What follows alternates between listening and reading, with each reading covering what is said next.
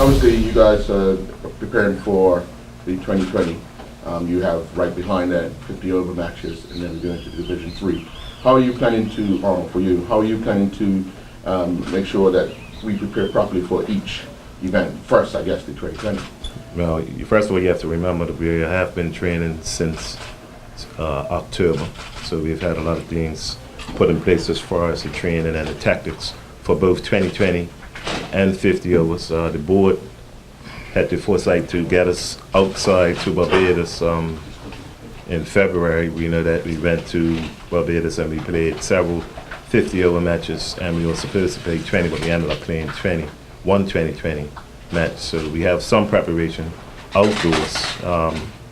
We also have been training at Barbados Bay Cricket Club in various match scenarios, and most of the time that we've been abroad before the tournaments, we haven't been outdoors until we get to the tournament. So the preparation has been pretty good. We've been inside working on specific game plans with batting and the bowling and our fielding strategies.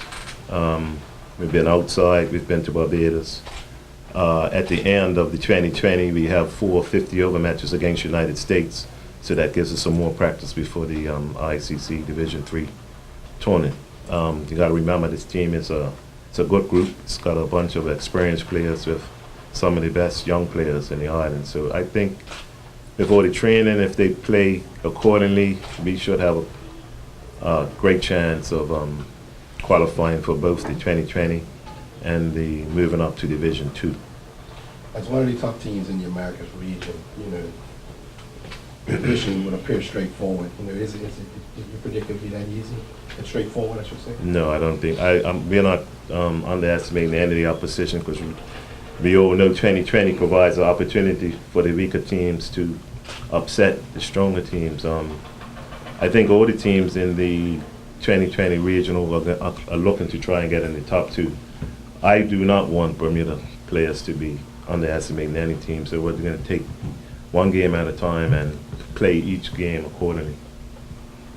Now, Stephen, obviously, first game Monday, got a single game Monday, single game Tuesday, and then right behind that got a double game on Wednesday.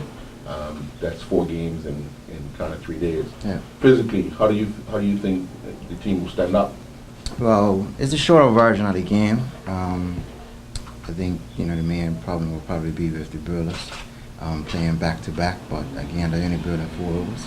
I think guys are in reasonable shape. I think Irvin's given us enough drills for us to sustain any type of physical demands that the game may bring. So we just look forward to capitalizing on them 4 games, especially if you win, you get that extra bit of motivation. So if you can go from strength to strength from each game we play, then I have no problems with the players' fitness. We have enough players. If somebody does break down, which I'm pretty sure will happen, we have enough coverage. Now, you know about the Central Borough Park as well as the Brian Pickler Park. We've been on both of them. What do you think those 2 turfs offer us? We played there, I think it was about 3 years ago. The wickets were kind of slow, and they spun. To some degree, it's kind of like playing at home, but just on bigger decks. So we just have to be confident again playing against spinners and being probably just a little bit more patient as the ball won't come onto bat as we probably would like. We have guys who really go after, the ball or whatever to get boundaries, but we just have to play, a bit smarter, think a bit more, and try to get the job done and stick to the team plan. Arnold, have you been in touch, been keeping up abreast? Bahamas just finished playing a little 2020 tournament. USA has just come back from playing a tournament. Have you been checking out some of their players? I've been looking at the stats, but stats don't tell you the whole story. So I've been doing a lot of research on YouTube. I've seen Bahamas. There's quite a bit of information about them, and we've put our game plans accordingly. You can't find too much on United States, but we have the stats, and we've been able to look at 3 years ago when we had them here for the 2020. So I think we're quite confident going into the tournament, but it's just, as Stephen mentioned, that we were there before, maybe 3 or 4 years ago, but that was later on in the year, I believe. But now we're going in March, so I think he may be right in assessing the wicket, that they may be a little slow and they may turn But in Barbados, the wickets were just quite similar because when we were in Barbados, we played on the same wicket every match. So it was just like a one-day match and a 5-day test, then a 2, then a 3, then a 4, then a 5. But I think we've had enough scenarios where if they perform to their ability, I think we should qualify. But the thing is to being smart for us, making the right decisions and following the right processes. If they do that, and they've been drilled at it since I took over, I think we should be fine. How important is it to start well?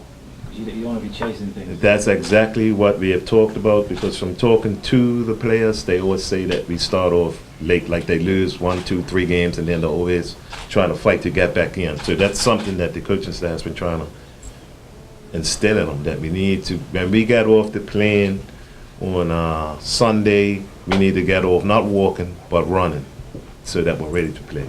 And I think the boys are up for it. Hopefully, everything falls our way.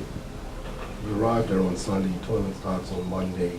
Ideally, you would probably like to get there a bit earlier. Does that pose any challenge? I don't think so. I mean, it would have been nice to get there a day earlier, but all the other teams are arriving at the same time.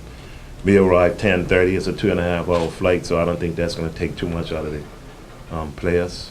We'll probably go have a look at the grounds and do a little recuperation period in the afternoon, and then have our meeting and get ready to start on Monday. Certainly enough lumber in the shed, but in terms of Berlin, you confident in this Berlin attack to get the job done?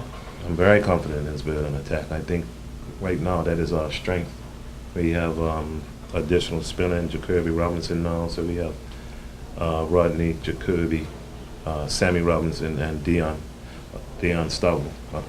Dion has done extremely well in the 2020 tournaments previously. So I think if we take into what we did in Barbados, and Berlin, our fielding was up to par. Maybe our batting wasn't. But when we look at it, we had the bulk of our middle order left in Bermuda or England, with Hemp, Stephen, Lionel Cann, and Malachi Jones. That's our middle order. So I think we did extremely well in Barbados, and with the 4 joining in, our batting is pretty deep. Steve, obviously you missed the last tournament, so you haven't yet officially started your tenure as skipper. You must be chomping at the bit to get involved.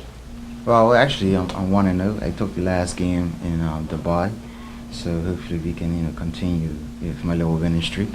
But it's sport, nothing's guaranteed. So at the end of the day, if we don't bat, build, and field well, then we're not going to be victorious. So it's really up to the players that are on the field. I think the coaching and the boards done all that they can. So it's basically down to the players for them to put in on the shift. How much are you looking forward to stamping your character on the team? Well, That's captain. Well, with me, it's not really about me. It's always about the team. So it's about bringing 14 personalities to make one unit. That's where I find my strength is. Just bring characters together and just getting them focused on one goal. So, like I said, it's really not really about me. And there's going to be plenty of other senior players around as well, and you can lean on if you need them. Right? Yeah, without question. We got Gennaro, we got Hemp.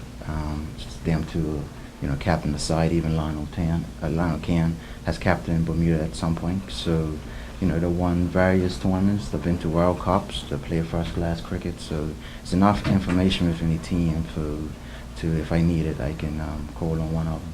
Now, how important is it for you then personally that you qualify in the 2020 first sort of major test as skipper? Yeah, it would be great. I think it would be, again, I played in the 50 Overs World Cup, and the experience is something, you just don't forget. And it would be good for, players who didn't have the opportunity to do so. I think it's, 6 teams qualify from the tournament in Dubai. I think it's in October. So it's a realistic chance. Once we get there, then, it will again be down to us.